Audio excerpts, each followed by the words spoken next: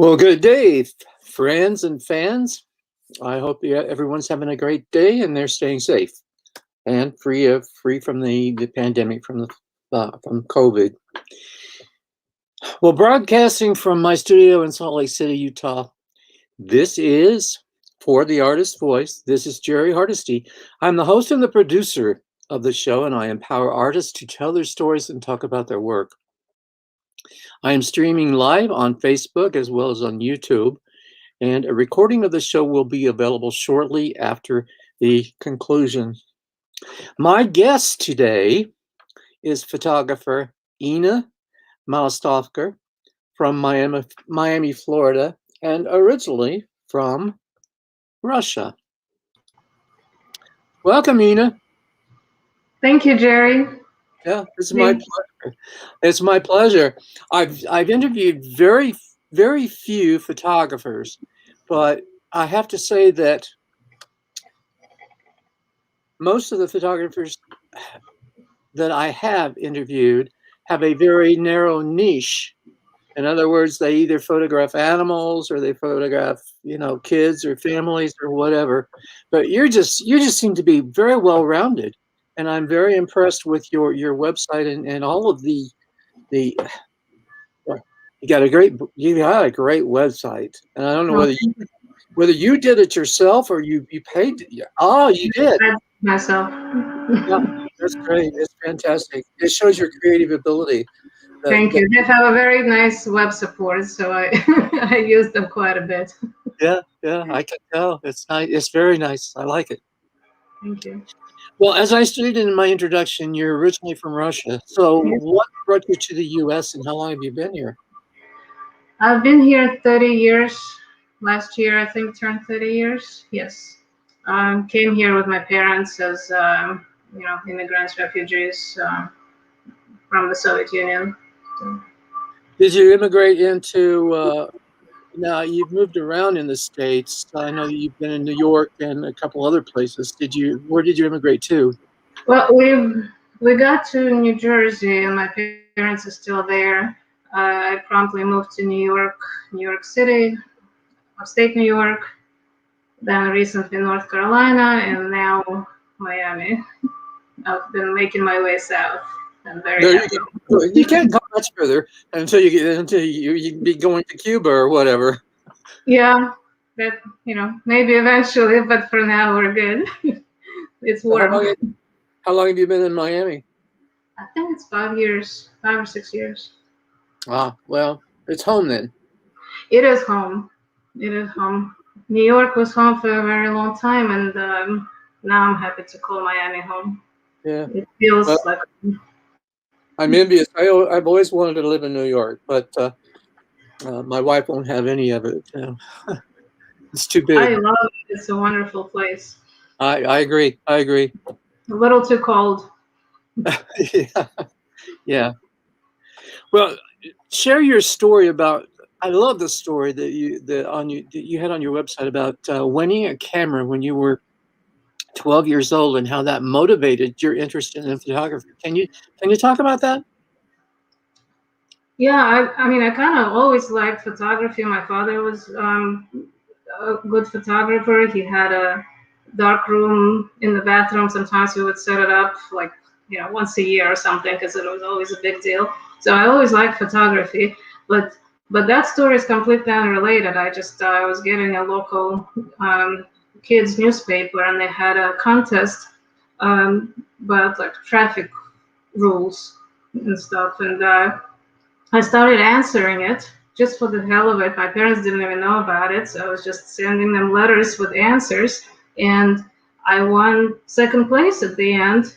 Then my parents found out about it, and second place was a camera. First place was a bike. I already had a bike, so I was really happy to have gotten the second place.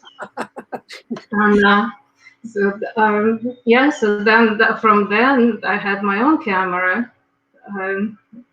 It was a Zenith something, I don't know, but it worked. I took pictures of my cat and pretty much of anything that came around. So, do you still have that camera? No, I actually have no idea what happened to it. I That's a wish I did.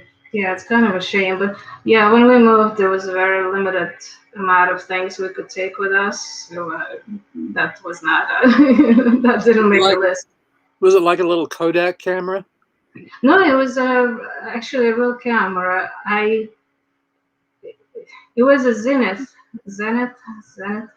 Um, I think 35 millimeter? 35 millimeter, but I don't know that it had any. It might have been like a point and shoot kind of more of a hybrid thing. Of course, it was film at the time. Right. Um, so yeah, I really have no idea what happened to it. Well, based on your interested in actually being behind the camera, did you also learn darkroom technique and that kind of thing, and developing the film yourself? Very little when we were doing it when I was little. It was always a major deal because we could only do it in the bathroom, and you had to like move everything around. The bathrooms back there weren't as big and luxurious as here, so it was always complicated. So I learned a little bit, but then for a long time I just always had a camera. I always took pictures, but I never actually learned anything about it until probably about 11, 12 years now, and that was all digital from them. Yeah, yeah, absolutely. Well, like I said, I really enjoyed your website. You seem to be a very diverse photographer. You don't show any limits. Your limits are seem to be unbounded. I have limits. I don't do sports. Okay. I don't do I don't do a lot of humans. The only human I really take pictures of is myself.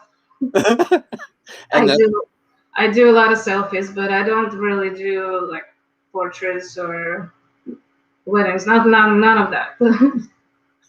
okay, good for you. Yes, I have limits. Well, do you have a favorite subject matter?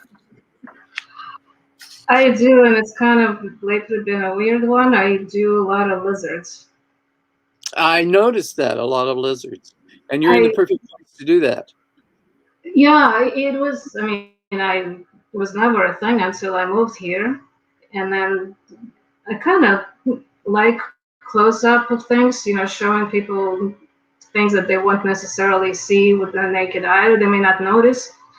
So when I first took a picture of a lizard running around somewhere, and I looked at it, it was so cute. I'm like, how do people not photograph them more? And it's kind of become a thing now. I have a whole separate Instagram account of lizards only. Uh-huh. And actually, in a couple of months, I'm going to have an exhibit in Miami Beach Botanical Garden called Little Lizard Love. That's going to be lizards only. Is the more I take pictures of them, the more I learn about them. There's actually a lot of interesting things to know about them, and also some climate change related stuff. And there's in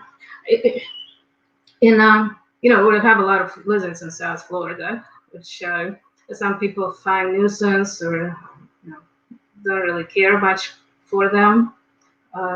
But they're actually pretty useful. They eat bugs. They help with agriculture a little bit. They also serve as food for other animals. So they promote the environment. And on the opposite side of that, we have 15, I think, native species and like 34 invasive species. So there's been a lot of pets released, or there's a lot of exotic pet trade, and then they escape or they get released, and they multiply and they kind of compete with the local. Yeah. Is there a big? Do you have a large market for lizard photography? I don't know yet. I'll find out with my exhibit, I guess.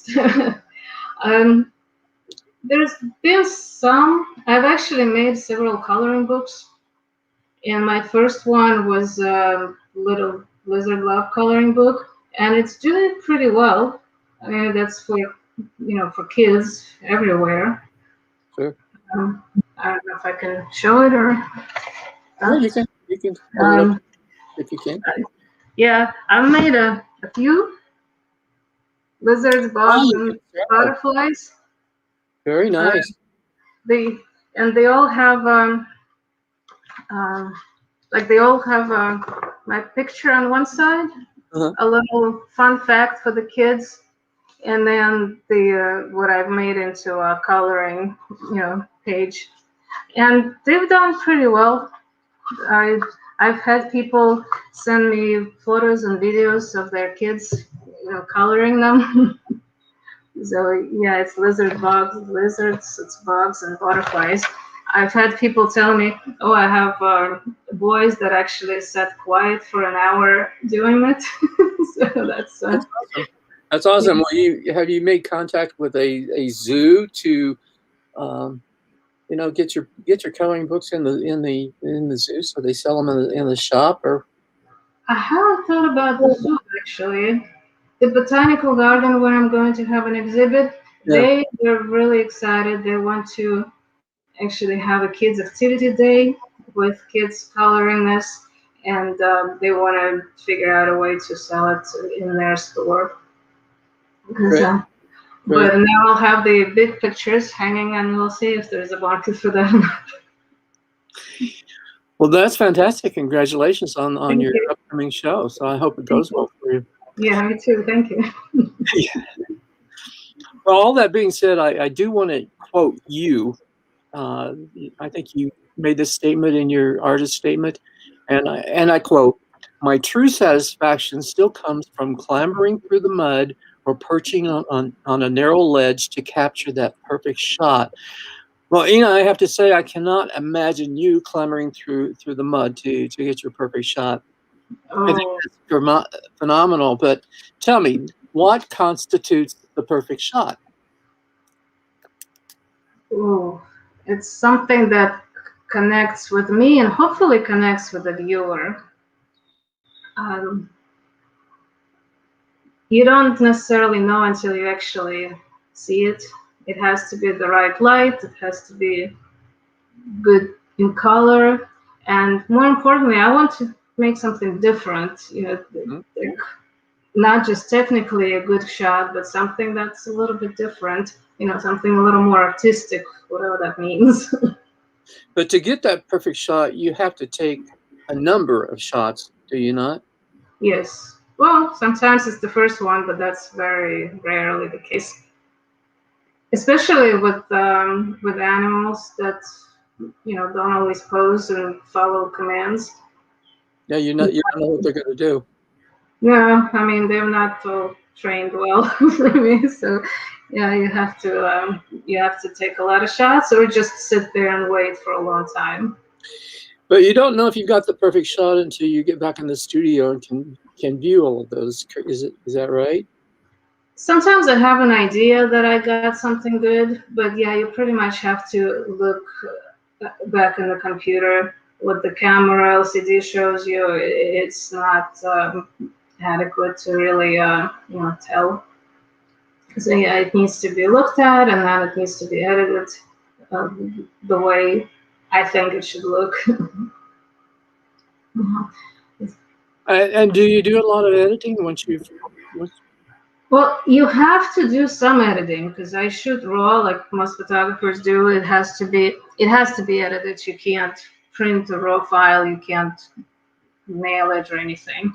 Mhm. And it has to be edited at least some contrast, brightness, sharpness, things like that. Yeah. Um, but sometimes you need to remove some things that are distracting some elements. So yeah, I don't typically for nature things. I don't typically put in another eye or another leg or something like that. Yeah, Or take one out. I'll take one out. Yeah. Well, unless they have a spot somewhere I don't like, or a branch sticking out where it doesn't belong. But I do total composites, like digital Hmm. art. I haven't come up with a name for that yet. Montage, composite, edit, whatever you want to call those. where I use my photographs and just create some kind of surreal things. Sure. Like the one behind me actually is one of those. I have a whole series of alien planets I've made, mainly based on my photographs, but I just create some kind of. Is that the blue that's on the bookshelf? It is on the bookshelf. It's some of it is some of my pictures from Iceland. Some actually the photograph of the planet is from NASA website from their free things, but the sky is mine, and over the other there's a lot of different layers that go into that. Well, I would guess that you never leave home without your camera. Is that correct? That is correct. A lot of people think I'm a tourist. Been asked, always get asked, "Oh, where are you visiting from?" Like, oh, I live around the corner right here, you know. But yeah, you gotta always have the camera because I pretty much see the world. I think as a camera would see it. Like anything I see, I think of like what it would look like in a picture and where would I need to stand and what would I need to do or lay or whatever or hang, you know, where would I need to be to Sure. take a good shot. Yeah, there's a couple of images, and I don't. Oh, here it is. Here it is. There's a couple of your images that I really, really like, and one of them is the image of. It's a selfie. I think it's a selfie. A view with the umbrella and the shadow on the ground. Oh, I thought that was fascinating. thank you. One of the images that you sent me that I liked, really, really liked, was the feather. Oh yeah, I prepared a few images to show you. Feather wasn't one of them. And then a third one, and it is, I assume it's your fingers, blue fingernails, holding a marble. There you go. The fingernails. Holding a marble. Okay, that is weird because I actually was debating whether I should even post that to the website or not. Oh, yeah. It's very nice. I like it very much. So those are just some of my thoughts. I'm not as interested, I myself, and don't take it personal, but I'm not as interested in landscapes. Mm-hmm. I'm moving away from that. I mean, I like landscapes. I like anything that's pretty, I guess, and has a lot of color, but I like doing projects, and whatever falls under a project is gonna, I think, just blooms the creativity more. So some of the pictures that you mentioned were from a selfie project or from a marble project, or the feather I think was, now I'm thinking it's a different feather. That was from a daily photo project I did during pandemic with some of the friends. So when you actually push yourself to do something, when you have to do something, especially when it's daily, then you tend to come up with some interesting things. Right. Well, I don't recall the image that you submitted for Isolation Chronicles. And by the way, just for anyone who's listening, this is how Ina and I met, because we both participated in Isolation Chronicles that was curated by Sergio Gomez from Art Next Level in Chicago. So what was the image that you submitted for that particular show? It was actually another selfie with the blue mask on and some like weird light because I lit myself with a flashlight through a colander, I think. What do you call it? With the thing with the holes for noodles. Yeah. So the light was spotty, kind of a little freaky. So that was my selfie. That wasn't part of my project I did some years ago, but I'm now very comfortable with doing selfies. So it was in my bathroom with a mask on. Yeah. And that's, excuse me, that certainly fit the requirements for that particular show, because it had to do with how did you respond to being isolated during the pandemic. So yeah, a great image. I'm going to have to go back and look at it again. Thank you. Yeah, I submitted another one, which was also a selfie of me sitting on, like, on the bathroom floor in the corner holding a teddy bear, but he didn't like that one. Sorry, he picked that up You one. know, not everybody likes everything, so and we have to get used to, as artists, we have to get used to rejection, unfortunately. Yeah. Well, I think of it as he picked the best of the best, because you have to do. He could only pick one out of two, so well, Yeah, yeah, yeah. we'll have to assume he liked the other one too. Maybe. Well, I was very surprised to get into that show, so but I was very flattered as well. Yeah. What was your image? Well, Like I'm an art. abstract painter, and Uh-huh. my painting was called Hope. So I don't know how to describe it for you, but Okay. when I was painting it, I was full of hope for the future and getting out of the political situation that we were in at the time, as well as moving on beyond the pandemic. So Hope was certainly required at the time. absolutely, Yeah. yes. Well, as smartphones continue to improve, using a phone camera has become quite popular. They are great for capturing memories, I think, of family and those types of events. But can you get that perfect shot with a phone camera? You can some things, and unfortunately, I think photography has become more, I don't know, less viewed as art now. Well, I don't know if it's ever been, but yeah, I think the smartphone kind of hurts the photography. But you can, if the light is straight on and you're not doing anything special. Yeah, you can. But for most of my purposes, it wouldn't work. If you want a blurred background, if you need to, adjust your light correctly, if you want, slow things down, your phone just doesn't do any of that. Yeah. Yeah, we actually had I have a little gallery in Little Havana in Miami, and we had a newspaper that came to photograph all the artists that have galleries in that little, collective type thing. So we were all dressed up, waiting for the photographer, and the girl came with a cell phone, and she took a picture for the front page, with her cell phone. I'm like, really? That's what we're waiting for? Were you insulted? Yeah, well, I mean, it's all right, I guess. It's you could see all the faces. There was nothing special that needed to be done. It was daytime. The light was there, so it works. Um, but yeah, I don't ever take pictures. I mean, cell phone is only for my memory, or sometimes if I need to make a note to myself of something to come back to. So yeah, but plus, I'm not sure really how big you can print them, because they're the resolution is probably not that great. Well, I use a cell phone to take pictures of my paintings, and then I can, download it to Photoshop and crop it Yeah, and you stuff. can print that. Yeah. Yeah. Well, some artists have a lot of trouble taking photos of their paintings, especially if it's something reflective. I don't know how you do it with a cell phone. I guess you would need to find the right angle.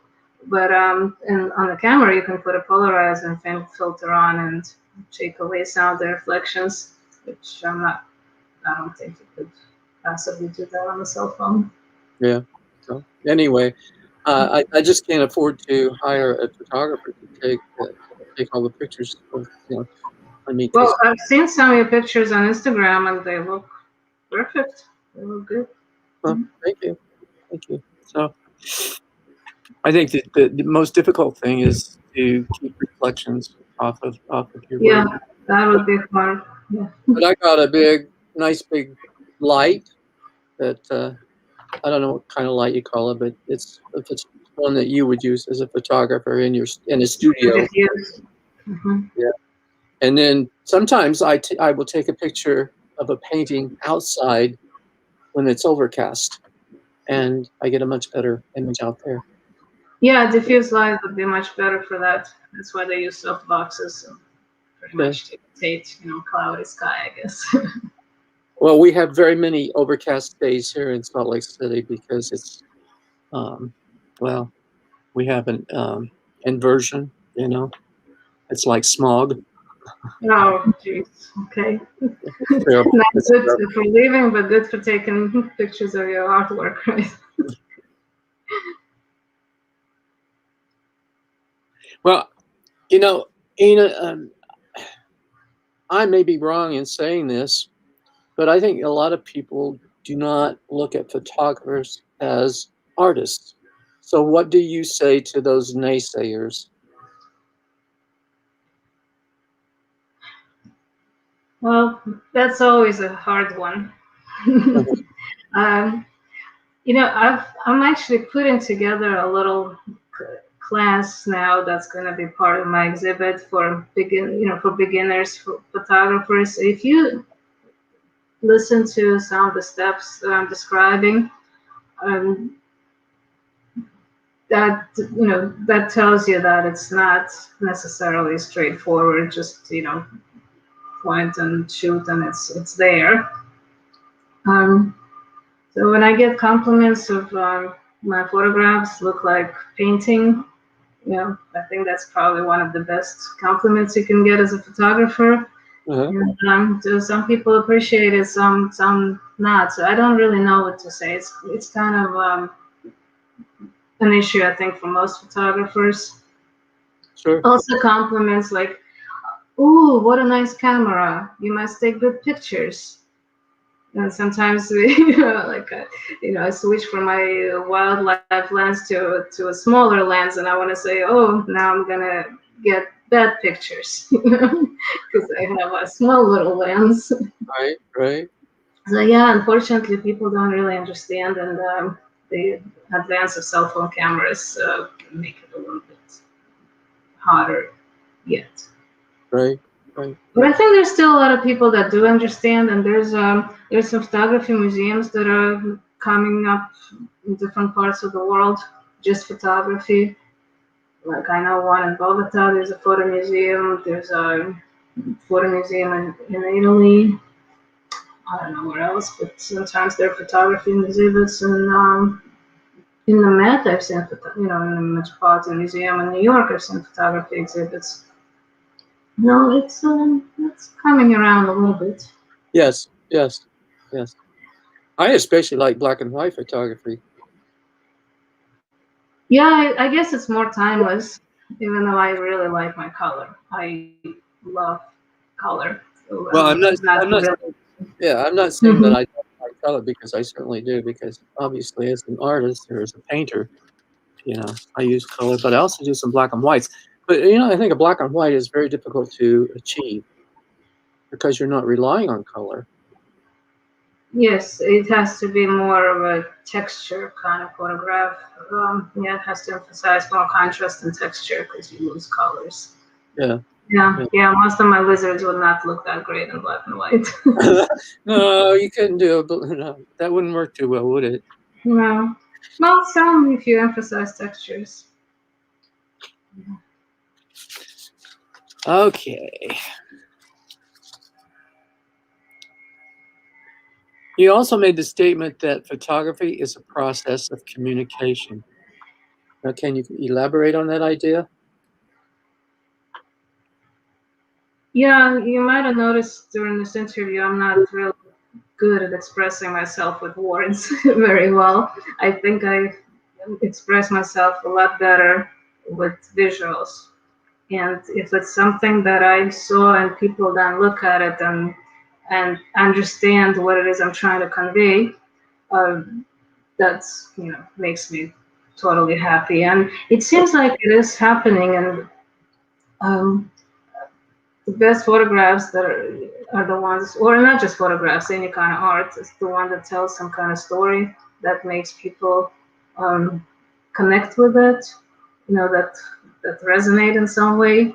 Um, Sometimes it's something that I didn't necessarily intend that people see in it, but if people do see something in it, then it somehow resonates with their life, or I think that's the best kind of art or photograph. Right, right. Well, do you often have to or have stories with your photographs?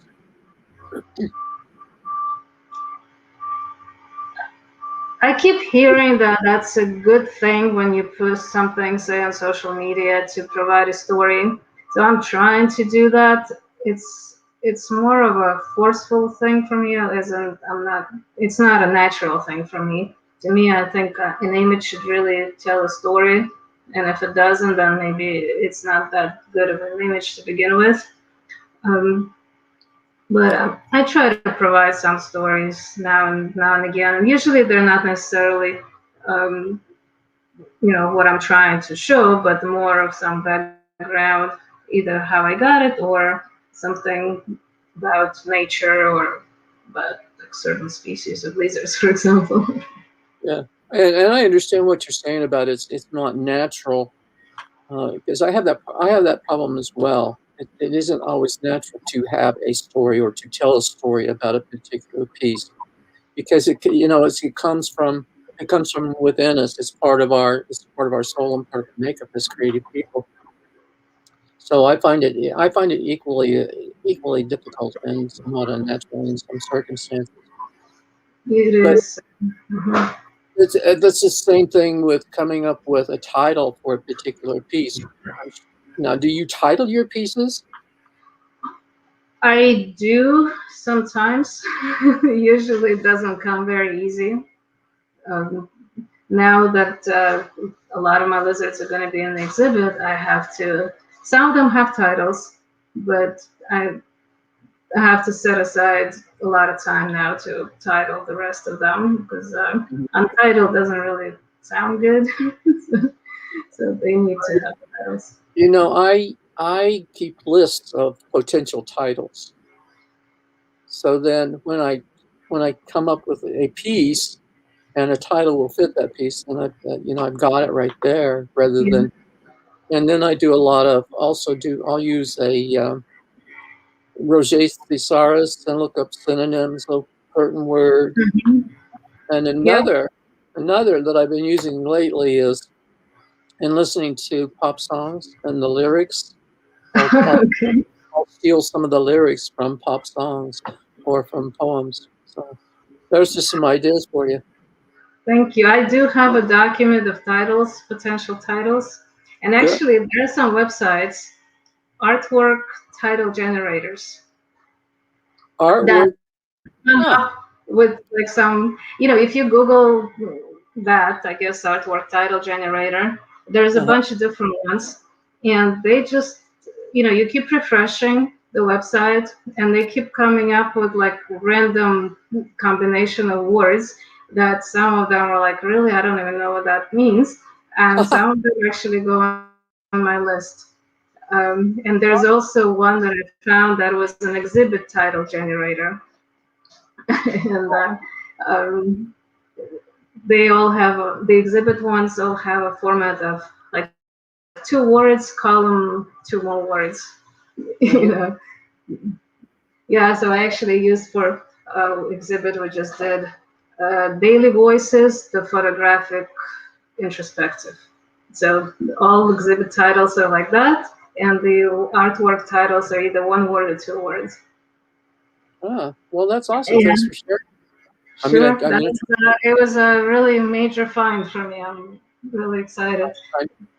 Well, you should be an expert at titling your pictures then. Yeah, I wish. Oh, shoot. But I'm gonna exercise my skills soon. Well, is there anything about photography that you think you have yet to learn? I mean, I think learning is a lifelong thing that we need to do, especially as artists. There's so much to learn. I am always learning. I constantly. I belong to a couple of camera clubs, several groups, where know we share images, we critique images. Uh, Sometimes go on workshops. occasional classes here and there. There's always things to learn. And actually, now I'm learning a little more about presentation and printing. That's another part, where for artists, painters, for example, it's not part of the process. You create on a paper, canvas, or whatever. So you decide that first, and then you paint on there. For us, we create things digitally, and then you have to decide, or sometimes you have that in mind ahead of time. You have to decide how to present it. And I've only started exhibiting maybe a couple of years ago, and getting a little more serious into that now, into printing and whether it goes on the paper, what kind of frame, does it go on metal, does it get printed on canvas? I mean, everything has a different feel and mood to it, and some media doesn't necessarily suit this image or that image. No, that is my major learning right now. Well, now, okay, on the application that you sent me, the form that you sent me, you stated that you're an amateur. I don't believe it. I mean, Well, I think that your work is very, very professional. So I find thank it. you. But what defines a professional? Is it Well, somebody who makes a living on it, 50% of income, 5% of your living? What defines a professional? no, I understand what you're saying, and many people, artists that I have interviewed, indicate that they're either amateur or they're emerging. When, in my opinion, the quality of their work is very professional, but perhaps it's a level of income that you achieve through your art that makes you professional versus. All right, I like the emergent part. I like emergent. Maybe that's where I'm Okay. at. I'm hoping for something. I don't really know what it is that I'm hoping for, but something a little bigger than what I got right now. And Now, it's not necessarily income wise, just, I don't but know. aren't we really all wanting to, as emergent artists, wanting to develop our develop a collector base where we can actually support ourselves with our art? Yes, that would be awesome. Um, but to me, it's not only income. I think it's also just recognition, which I'm not really sure what that means either. But there are some people in the community that you say somebody's name and who we're talking about, even though neither one of us have never met him. And so if you say in the Malostovker, it'd be like, who? So But you say we need recognition. We do need recognition. I think that the sales of our work is in fact validation. It's just like being accepted in this show, Isolation Chronicles. That's really a validation of our work. That hey, our work is very up to standard and quality work. yes, that is true. And every time if I participate in any contest or you know collective exhibit where juried exhibits and you get selected, that's always a nice feeling. Sure. Yeah, lately I've been getting more of those. I Right now I think I have pictures in at least two juried exhibits I can think of.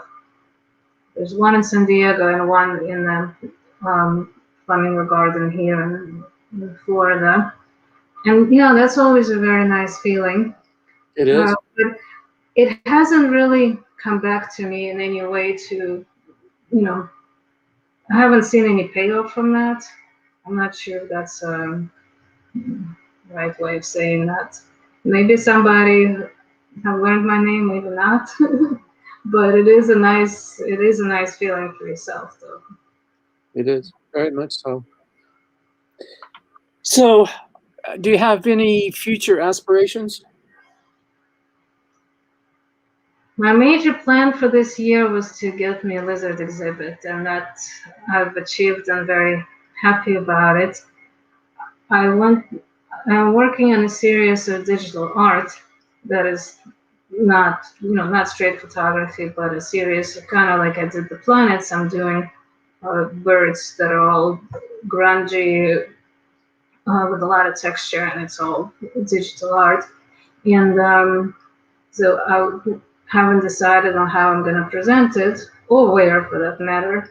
So, so that's kind of end of the year plan. More long-term aspirations, I would love to be in some museums, but I'm thinking of trying to get into mixed media somehow, one way or another.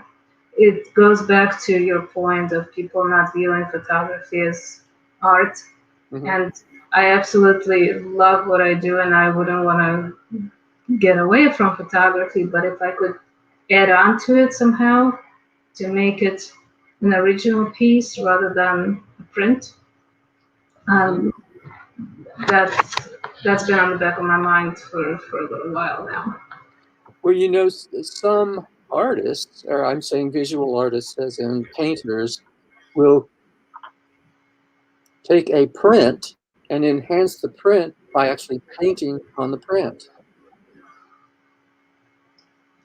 Yeah, and that's something I may look into it.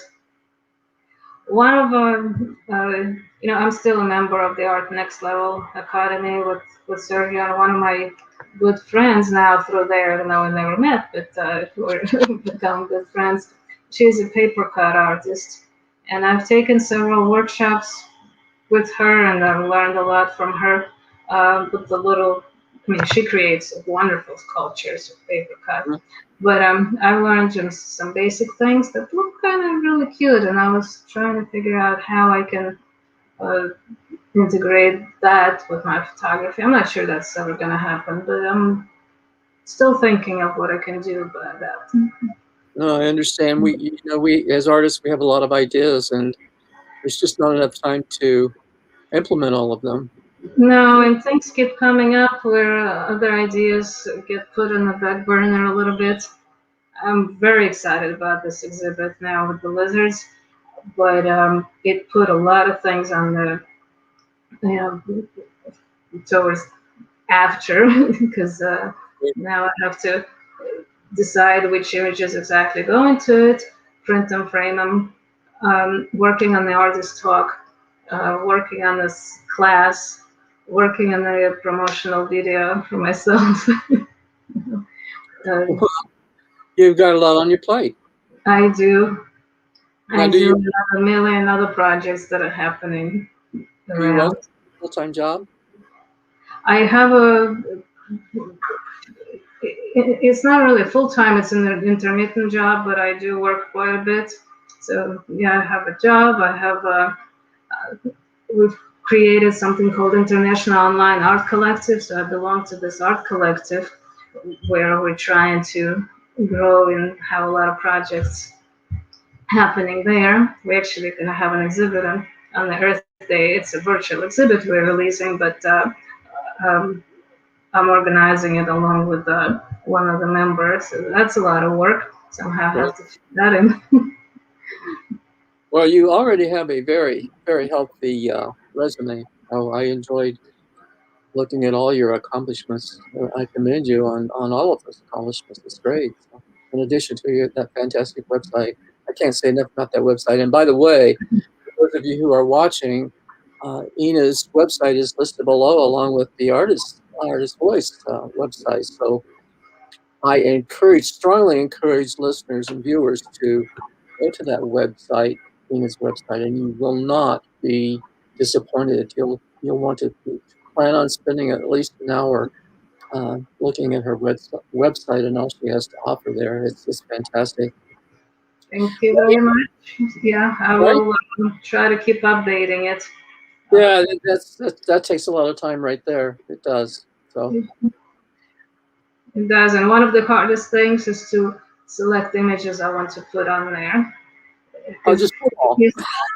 yeah, I don't know how much room is on there, but all is not gonna You work. know, create But another you know, cat. you brought up the image with the marble, with me holding a marble. I was debating whether I should put that whole marble section on it, and definitely that image was not at the top of my list. So it's, you know, it's so subjective that it's, you know, sometimes hard to select. Well, I enjoyed it. So, and anyway, I would Yeah. encourage. I would Well, encourage. maybe I need to show you all of my thousands of images, and then you There tell you me. go. Yeah, if in doubt in the future, send me a picture of your image, and I'll tell you whether to put it on or not. Ah, sounds good. You be careful what you say. I'll take you up on that. As a non-photographer, but I know what I like. You know, like I said, I'm not much interested into landscapes, so I usually just gloss over that area. You know, it is a very different thing when a non-photographer looks at the picture than when a photographer looks at the picture. Uh, you know, sometimes one of my camera clubs would do judged competitions, and the judges are always photographers from different areas, so it's not always the same. But they, you know, their critique sometimes is, you know, they call it pixel peeping, and you know, they look in like every tiny little things. Mhm. Um, just where like some of those things that wouldn't work for photography, so it gets scored down because of something that they saw. Where in art, in painting, that would be the technique you'd be using to create a good painting. So it's a completely different criteria. Yes, So, so yeah, when photographers look at things, it's a completely different view. yeah, yeah. Well, we've been on here about 50 minutes or so. So my last question is there anything else that you would like to add? Well, I don't know. If I want to give an advice to any photographer or artist, I think projects is the greatest way to grow your skill and your creativity. Like about 3 or 4 years into entering my photography um, uh, career, or not career, in starting photography, I did a project, you know, selfie project, and it lasted 2 years. It was daily, so I have 700, whatever the math is, 60 something selfies, and through that, I found out that I actually have some creativity, which I never actually knew I had. So when you push yourself to something daily, I learned a lot about camera. I learned a lot about you know, all the photography techniques, editing techniques, and just different ideas. Um, or the marbles, or throughout this year, I actually grew quite a bit with doing this daily photo project. We got together with a small group um, over WhatsApp because we couldn't really leave the house. So it was over WhatsApp. I would send, there was four of us, so I would send uh, a list of themes every week to our group. It was 7 themes on Sunday to start on Monday, and it, we had over 180 themes, I think, by the end. So every day you had to take a picture of something, and it might have been something easy, like say color green, or something that starts with the letter C, or something a little more complicated, or something more conceptual, like show, you know, friendship or love or grief, or, you know, my favorite song, or I mean 180 themes. So, and we would share with each other and critique over WhatsApp. And everything had to be done indoors since we couldn't really leave the house either. Um, and with that, we all grew a lot. And I don't, you know, I guess it's a little bit easier for photographers since usually our process doesn't take as long as the, say, painting or sculpture. Um, did take quite a bit on some pictures. You had to decide, you know, come up with things, you know, find some junk in your house to put together, you know, for a picture. I think that's where one of those feathers came from, is from that project. And yeah, you learn a lot. I was suggesting it to some artist friends, not photographers, that maybe it could be a week that you could do it, but I think you really learn a lot about yourself and about the art you're working on. The process. Yeah, the Yeah. process itself. Yeah, I did something similar several years back, in which I painted a small painting for one a day for 75 days. Wow. And then I sold them very, very cheaply. Okay. But some of my better pictures looking back came out of those projects because Yeah, you really yeah, push yourself. exactly, exactly. Yeah. So I'm doing something similar right now where, well, I'm taking a online course, and we have Oh, we have to paint 12 by 12 panels. So it's fun, learning a lot. is there a theme to it? There, What? no, most of it's abstract. Hmm. In fact, I've been posting some of it on Instagram and Facebook. So anyway, Yeah, I think projects are great. I blue can't advertise them enough. I can't. Yeah, I can. and doing series of paintings. Yes, Yes, yes. yes. Well, Ina, this has been great getting to know you a little bit better and talking with you. Here. I appreciate being you being my guest on today's podcast. So, Thank and you I so wish, much for having me. yeah, my pleasure. And I wish you the best with your upcoming show. So, Thank you. Thank you. you're welcome. So, you have a good day. You too. Good day. Bye bye. Well, again, this is Jerry Hardesty. Thanks for listening to The Artist's Voice. You can find the show on most podcast platforms, including Apple Podcasts and several of the other platforms. And as I said, the video will be available shortly after the show, probably within the next 24 hours. So you can find it on Facebook. You can also find it, you'll be able to find it on the website for the show, which again is at the bottom of the screen, scrolling across the bottom of the screen, the www.theartistsvoice.info. So until the next episode, this is Jerry Hardesty signing off.